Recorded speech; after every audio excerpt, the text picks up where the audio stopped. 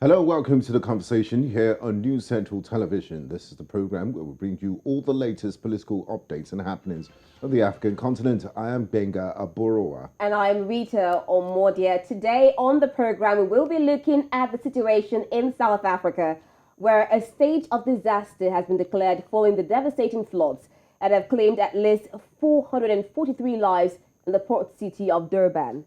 Also, we will be telling you about the politics in Ivory Coast as President Ouattara appoints the governor of the Central Bank of West African States, Temoko Milliet Kone, as his vice president. I must say, Gbenga, it's quite a devastating situation in South Africa where a lot of people have been displaced, houses have been destroyed. It's a serious situation And there. it's almost as if South Africa can catch a break. They had one of the longest COVID restrictions, and it did have an effect on the economy. They also had those Zuma riots, and then now the state of disaster. It's quite unfortunate. Quite unfortunate. We really hope they can bounce back and recover from this. Definitely, we do hope so, especially on the economic front. And now we start with situations in South Africa where the president, Cyril Ramaphosa, on Monday declared a state of disaster in South Africa following the devastating floods that have claimed at least 443 lives in the port city of Durban. The cabinet met in special session. The head of state referred to the situation as a humanitarian disaster.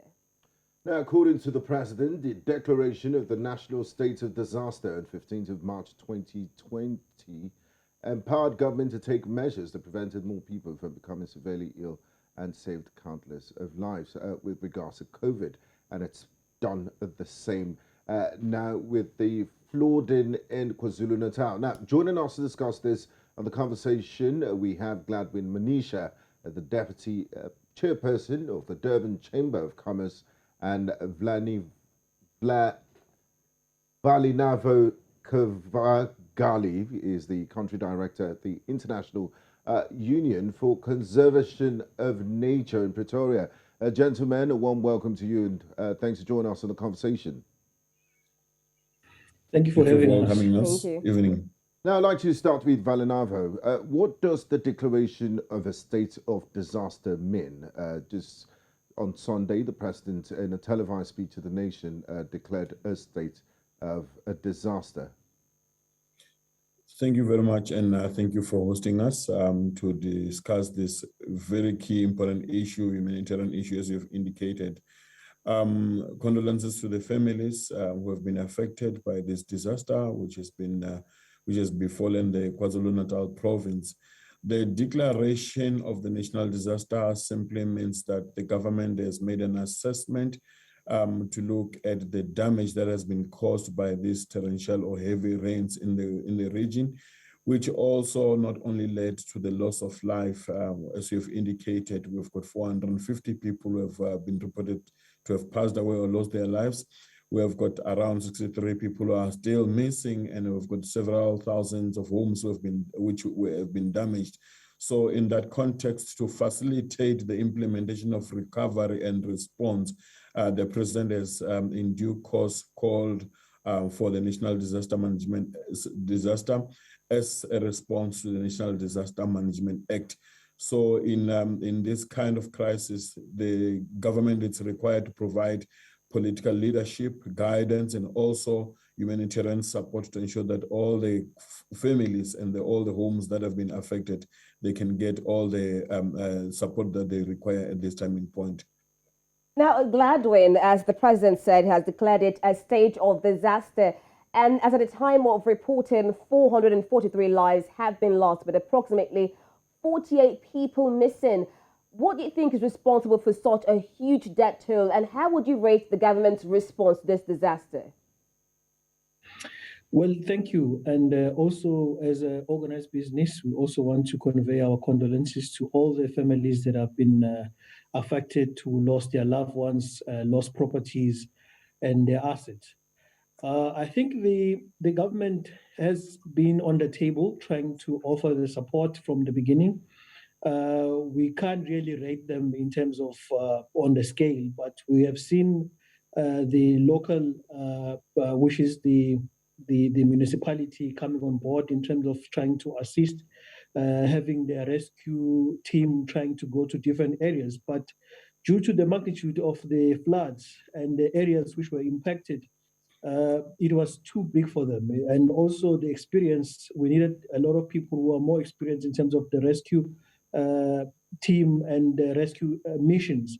So hence why we then, together, the business sector as well as municipality, call on the national government to come on board and to come and assist. So we saw then teams coming from Gauteng and other provinces of rescue teams coming to do those missions. And unfortunately, even on that, we have lost a constable who was actually working to rescue someone on the dam, which was actually swept away at night.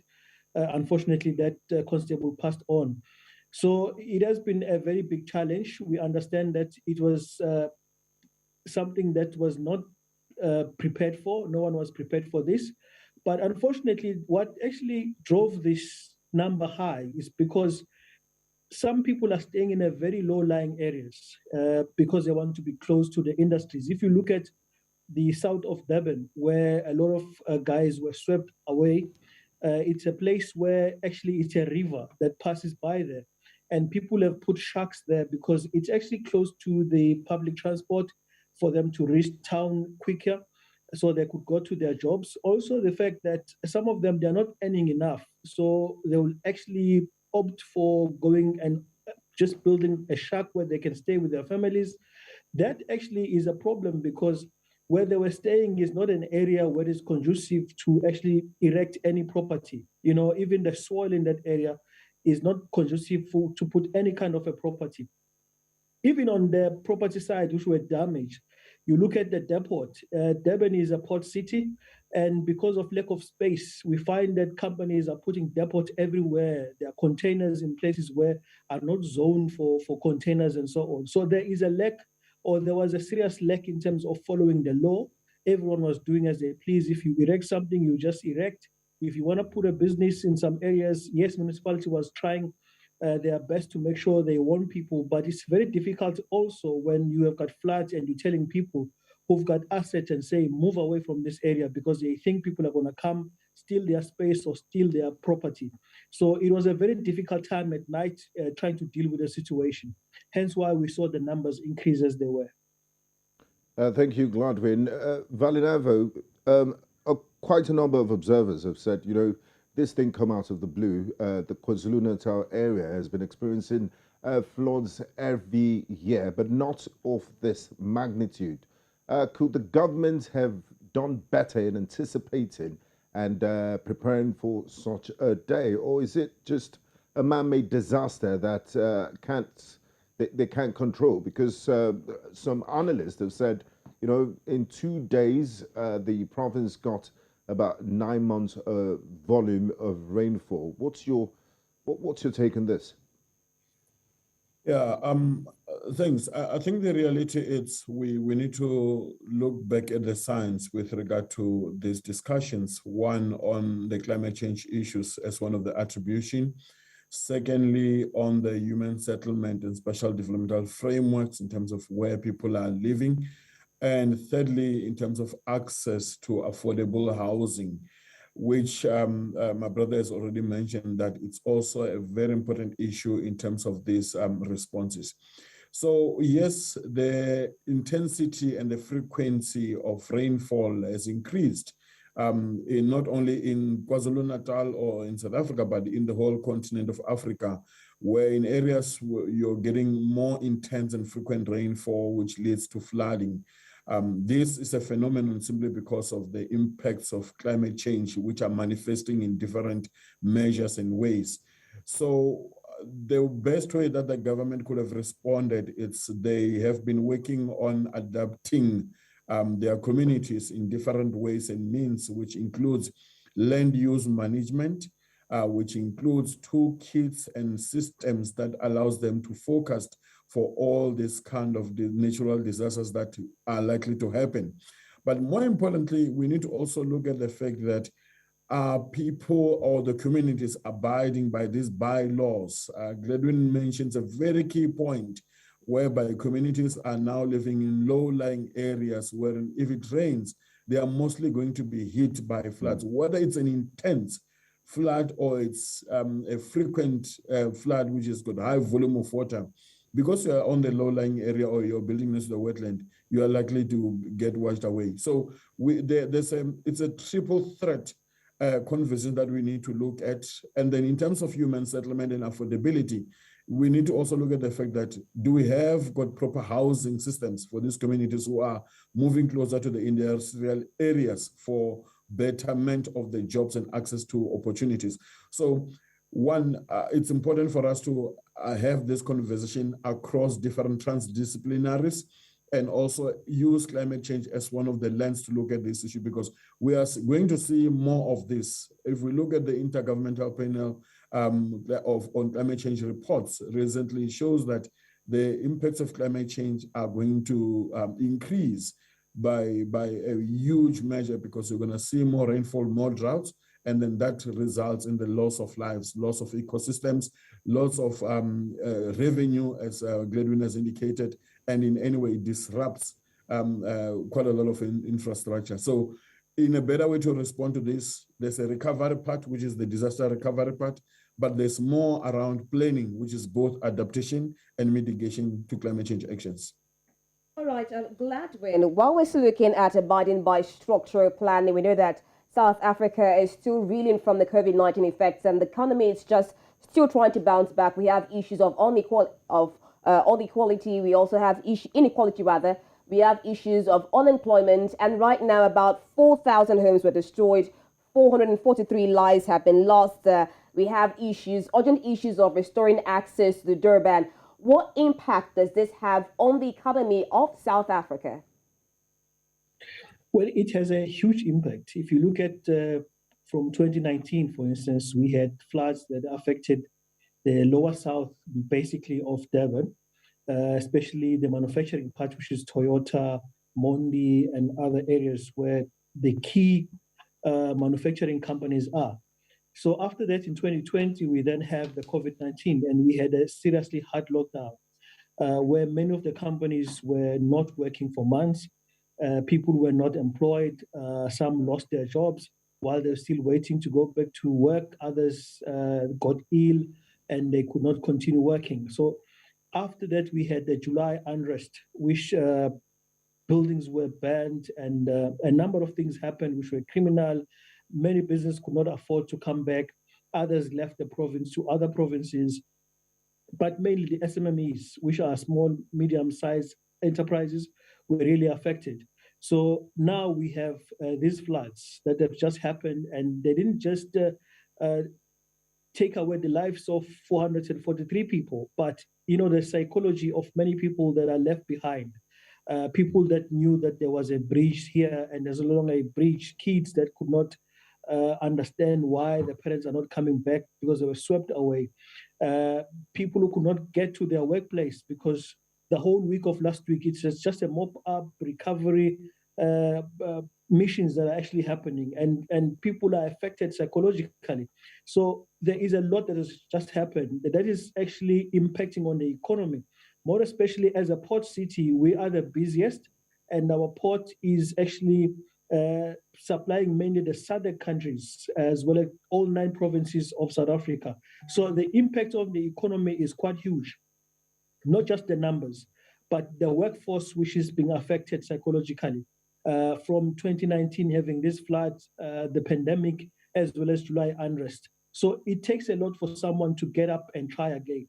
So these are the things which we are saying to the government, maybe we need to look deeper in making sure that we address the issues of people at home who have suffered, making sure we've got psychologists who are able to speak to people, because when we start rebuilding, we need people who are proper and fit in order for them to rebuild this economy. But we can't have people who are affected, who can't exactly put their 100%. So we need to look at the livelihoods first, look at the planning. What needs to happen now is that all of these people who were displaced, can we find a proper place? Can we have a new plans that are actually speaking to the green buildings and so on? It's an opportunity to restart the economy. It's an opportunity to make sure that our economy is well informed and we are able to go to where, when we have floods in the next time, we won't suffer the way that we have actually suffered. Thank you, Gladwin.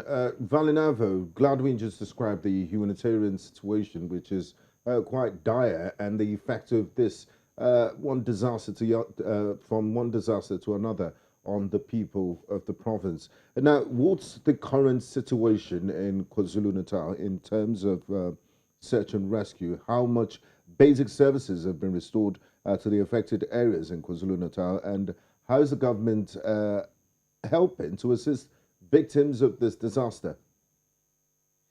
Well, I think the National Disaster Management Act allows government to act swiftly by lobbying the private sector, government departments to come and work closely in terms of assisting these communities.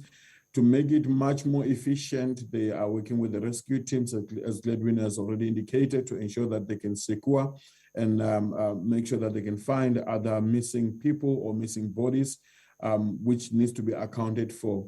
The priority here is to restore basic services across the different communities. That includes water, electricity, sanitation, and making sure that all the waste that has been dumped in different homes that can get removed. We have seen a coherent approach whereby government is working with the private sector. We have seen big corporates coming on board in terms of providing shelter, giving food parcels, making sure that the communities are actually moved to safer areas. So with that, we know government is working efficiently to ensure that there's an effective response and recovery to these tragic events. It's important as well to note that this mandate will be led by the Provincial Disaster Management Center, which is also going to be coordinating this with all the key bodies in the province. We've already seen other provinces, which is Western Cape, and other provinces like Gauteng contributing and ensuring that they can actually provide personnel who will be acting and supporting the rescue teams in KwaZulu-Natal. So we have seen that coherent approach, and I think what we need to do is to support the team and provide any way and means of support that we can give to this community. Has there been any talks of long-term help, especially for those displaced? What's going to happen to them in the long term? Definitely, I think government has got it in place, because when you deal with a national disaster, you put all your efforts and your energy into that. So it's a priority now to work in KwaZulu-Natal. It's a significant priority to ensure that the port are opening, to ensure that the infrastructure is being restored, to ensure that there's access to different services. So there is also as well quite a lot of effort in terms of health issues, water, sanitation issues, which ensures that the basic service of human needs and human well-being are restored in the province. So we've seen that. We've seen as well the technical teams that are coming on board to ensure that they can remove all this waste and all the debris that are becoming a blockage in terms of other areas that cannot be accessed by transport, any means of transport. So there is that element, which is very key in terms of responding to this particular disaster. All right, now, Gladwin, we've discussed the economic impact of this disaster. About 600 schools need to be rebuilt. We've also seen the fact that they need water, food, and shelter. Now, do you think that the South African government would need to seek help from international organizations, especially for finance? Definitely. This was not budgeted for. I think that's why the city of Durban, we knew that there was no money. I think the money that was budgeted was for economic recovery after the unrest that we have, and also after the COVID, because we knew that most of the businesses were affected. If I can just give you a picture, in the weekend where we're coming from, where we had the floods, it's the weekend where we normally have a lot of visitors all around the country, because we normally have a sunny weekend and people come with their families and enjoy the sea. So the tourism is booming at the time. But because of the rains that we have, the tourism sector suffered a lot, because a lot of those bookings were cancelled. Some of those hotels suffered, from the floods. So I think some of them are not coping at this point in time. So even the national government, with the money that is there, will not be enough if you look at the kind of infrastructure that needs to be rebuilt. Not only to rebuild, but to have new plans around, because we are now know that we have the issue of the issue of the rains that are coming, and they're coming more harder due to the climate change. So now we need to plan differently from what we used to plan. So there is not enough money to do that, because even if you talk about the national government, they just borrowed a couple of billions also for other projects. It means that the fiscals might not have a strength enough to support. So any kind of assistance internationally is very much welcomed, especially for the rebuilding of the houses, rebuilding of the infrastructure, and so on. So we really do need that kind of a support. But has the government of South Africa made any official declaration? It's one thing to say you need help and support. It's another thing for the government to accept and demand for the support. Have they said anything towards that? And even international organizations, have they actually offered to even help South Africa? At this point in time, what we've been doing in Durban, especially the organized business, is to request for information for as many businesses as possible, just to quantify the amount of damage that has been done, so that we are able to say, this is the amount which we need. I think at this point in time, Treasury has put 1 billion rand in terms of trying to assist, but people are talking in terms of now 20 billion and so on, because of looking at the infrastructure, looking at the roads, just the road. We are talking about over 4 to 5 billion rands, just to rebuilding those roads. But because we need to change, maybe rebuild in different areas, it will be more money that will be needed, more than what we think. So I think after we have put together our heads and got all the information and the research, and we know exactly how much money is needed in the country, I think then our government will be able to declare. At this point in time, we do have a solidarity fund, which will be starting to collect monies from different bodies, companies, even internationally, that want to actually come and assist. But we do not have a figure in terms of, this is the figure of the damage that has caused us through the floods. I think in the next couple of days, we'll have a clear picture, at least, to know where we stand in terms of damages from properties, damages from infrastructure, schools, and so on. And that will actually guide us, because I think what our government is trying to do is not to come out there and say, we think it's 10 billion rand, and then down the line it's 5 billion rand. But it's important that we have the right figure so we can be audited for the monies that we receive.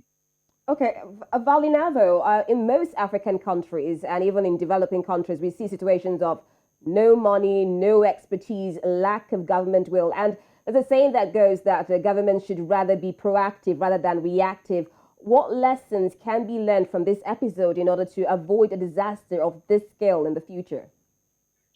Well, it's to take on board our knowledge about climate change, our knowledge about socioeconomic dynamics, our knowledge in demands or needs with regard to capacity as developing countries, and also partnerships with developing partners to ensure that we can meet our needs, which are all suited, which are well scripted in our developmental plans. So this kind of disaster, it really echoes a serious message to the AU leadership to say, while the reality of climate change is hitting our continent, how best can we resolve this conversation? How best can we resolve this impact? But it's not only a governmental discussion. It must come down to communities. It must come down to individuals. It must come down also to non-government organizations whom they have got the responsibility to mobilize and rally and encourage societies in terms of addressing climate change work.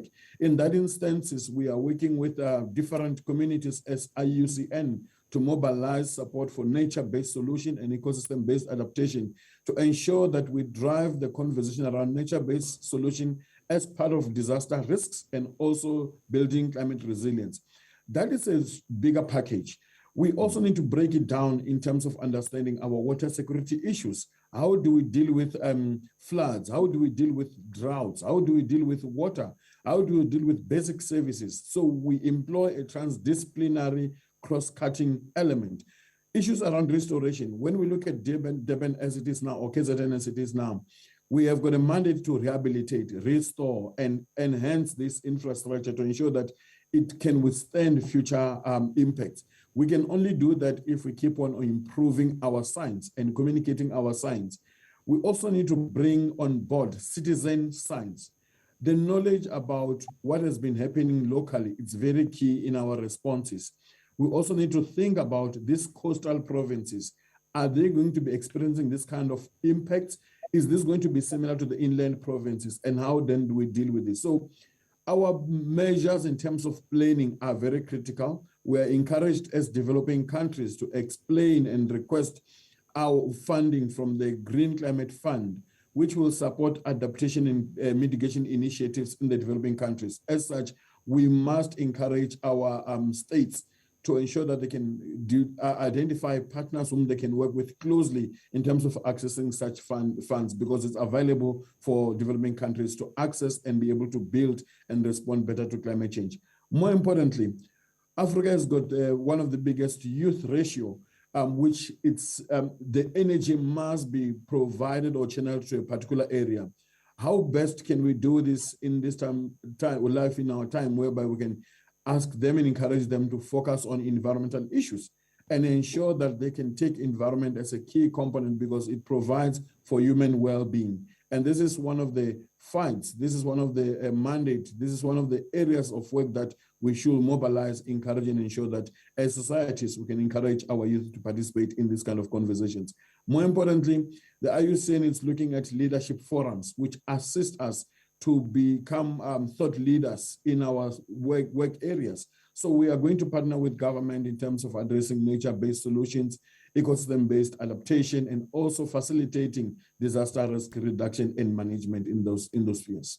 Thank you. Thank you very much, Vhalinavho, Khavhagali, and Gladwin Manisha. It's been a pleasure having you on the conversation. We appreciate your insights on the subject, and we hope the people of South Africa can recover as fast as possible from this disaster. Thank you very much for having us. Okay, you're watching The Conversation on News Central Television. We'll go on a quick break, and when we return, we'll be looking at the political situation in Ivory Coast as the president has appointed a new vice president. We'll be looking at this and more when we return from the break. Do stay with us.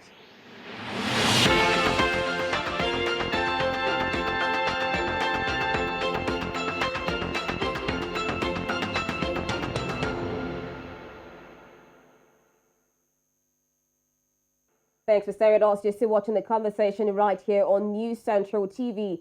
And on the first belt, we dealt with issues in South Africa, especially with the floods, as about over 400 people have died, 4,000 people have been displaced from their homes. And we had guests who talked about the way forward to avoid such disasters, such as dealing with a lot of environmental issues and structural planning, especially in the rural parts of South Africa. And we must say that our thoughts and prayers with all those who lost their lives, families of those who lost people at the floods, and of course those who lost properties due to the flooding. And now we'd go over to issues in Ivory Coast. Now, the governor of the Central Bank of West Africa's state, BCL, Tiemoko Meliet Kone, has been appointed vice president of the Ivory Coast by President Alassane Ouattara on Tuesday. Mr. Kone, who's also an economist and a well-known technocrat until his appointment on Tuesday, was the president of the Central Bank of West Africa's state, also known as BCL. The position of vice president has been vacant since Daniel Kablan-Duncan resigned on the 8th of July 2020, the day Prime Minister Amadou Gon Coulibaly died. Now, the government stepped down in a long-expected move last Wednesday ahead of ministerial changes expected to place the emphasis on belt tightening. The Ivorian statesman Patrick Kashi has been Prime Minister since March 2021. Initially a member of Enrico Nbedi's PDCI, he was Minister of Economic Infrastructure between 2000 and 2017. In a claim to reshuffle cabinet, Ouattara for the reappointed Patrick Kashi to his premier post as Prime Minister. And now join us live to discuss this on The Conversation is the head research desk and monitoring unit, Abdulatif Ahmed. It's so good to have you join us once again on The Conversation. It's my pleasure. Now, we heard of this situation in Ivory Coast where the president, Alassane Ouattara, appointed a new vice president, and that is the governor of the Central Bank of the West African states, Tiemoko Meliet Kone. Now, what do you think informed his decision, and do you think this was a well-cut-out decision? First, we must understand that a vacuum has been created since the absence of the former vice president, and it is only a given that that position, that slot will be filled. What will be a little worrisome is why there has to be this long, the long gap between the time of the former vice president and now. We should have expected that that position will have been filled up for a long time. So it is a welcome development, as it has been received across political quarters as a positive sign for re-engineering the country. So it's a welcome development. Now, Latif, you say it's a welcome development, or is it for political expediency? Because as you rightly noted, there was a gap, and you did question why there was a gap between 2020 and now for reappointment of a vice president. And we've seen how politics plays out in Africa, where vice presidents and deputy governors or prefects are often seen as a spare tire. Now, does the position of vice president that has been vacant since Daniel Kablan-Duncan resigned and in 2020, did this have any effect on governance in the Ivory Coast? I think it will. What is very obvious is the fact that the coming in of the vice president will make it possible for the president to be able to overlook or offer the vice president an opportunity to do certain things that ordinarily he would have been the one to do them. It is not easy to stand in as a president and execute everything you need to execute. For instance, there are times for diplomatic exigencies for which either the president will not be in the country or the vice president will represent the president. So in situations like that, if you do not have a vice president, you leave a vacuum. And the truth of the matter is, if there was no need for the vice presidential position, the Constitution will not have made that slot an option either. So I think it's a welcome development, and it should not be seen merely as filling up a space to meet the assumptions of political pundits.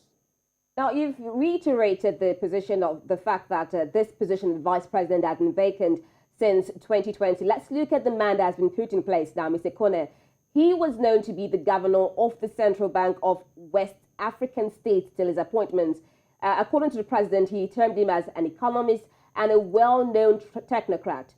How positioned is he for this appointment, and what impact will this have? Considering his vast years of experience, the fact that he has been the head of the central bank of the country, and that he has worked with previous governments before now, he understands how the economy works, and he's well positioned, in my view, to ensure the economic ideas, the economic plans of the government are well positioned towards achievement ahead of the next election.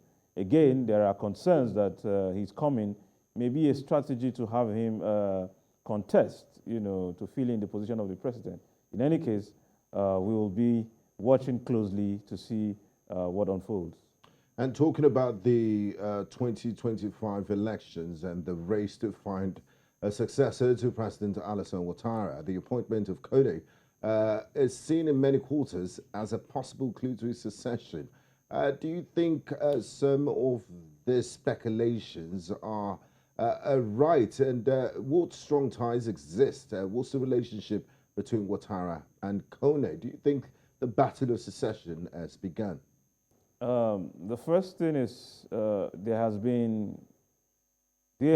close in terms of working relationship between himself and Kone. What is not clear is to what extent. However, the fact that he's been in that position of the central bank of Ivory Coast for a very long time would mean that the president believes in him and trusts his judgment to say that such a person would take up the saddle. Again, we cannot be too sure what the shape of the next phase of the elections will be. However, those who have expressed concerns and fears about the president's appointments are right in their fears. It is normal for such fears to pop up. Again, the Constitution does not bar the vice president from contesting in any case. All right, talking about elections, we know that the next local elections in Ivory Coast is set for 2023. How do you think this will play out now with somewhat speculations that probably Kone is put in the line of succession? Do we hope to see peaceful elections, and will this be a test made for 2025? Well, again, the election before now was largely peaceful. The president had won over 90% of the votes. However, there are concerns that because of general fear of intimidation or insecurity, the opposition had rejected fully participating in the process. So we are hoping that, considering what the previous election was and what modalities has been put in place ahead of the next polls, the elections should be free and fair. The elections should be largely peaceful. However, we do not know who will be the frontliners in the electioneering. Beyond the unrest in the northern part of Ivory Coast, everything seemed to be positive. Again, the vice president comes from that part of the country that has been largely unstable, but we do not know if his coming in will be the change or the alternative factor in the whole democratic experience of the country. Latif, looking at the history of the Ivory Coast and the civil war that led to the appointment of President Ouattara as president, we do know what happened between him and Laurent Gbagbo, how there was a civil war and Gbagbo went to The Hague. Now, opposition groups have said Ouattara violated the constitution, which limits presidents to 2 terms when he ran again in 2020. But Ouattara proved that the approval of a new constitution in 2016 allowed him to restart his mandate. We've seen this play out in the playbook of third-term presidency. It happened in Burkina Faso. It happened with Blaise Compaoré in Burkina Faso. Was Ouattara justified in his actions, or did it create a room for political chaos? And there's also speculations that in neighboring Senegal, Macky Sall might be looking into that playbook. So what is very understandable for most political players is that at any opportunity to stay longer in power, they will do that. He had deployed the constitutional amendment to stay on in power. However, the constitutionality of it or otherwise should ordinarily have been challenged in the court of law, and only the court can now decide if what he did was right or wrong. In any case, he's in power. His decision cannot be reversed, but it can be tested in the court of law, established that what he did was wrong or right, and he can be, penalized in other ways. Now, permit me to come in here, Abdulatif. We've seen what third-termism has done in Africa. It's been the excuse for military coups to return. Do you think the African Union should step into some of these issues, or would it be regarded as interference in domestic issues? Again, the African Union simply plays advisory roles. It is seen as needless interference in the running of the state affairs if it comes in to impede what should ordinarily be a constitutional process. What should be decided by the parliament or the legislative arm of the government. Again, the AU can only advise and caution governments that are seen to be elongating or staying longer than their mandate allows. All right, looking at the advisory role of the AU and the fact that Ouattara is now in his 3rd term in office, if you look at his administration so far, how well or how badly has he governed the country of Ivory Coast?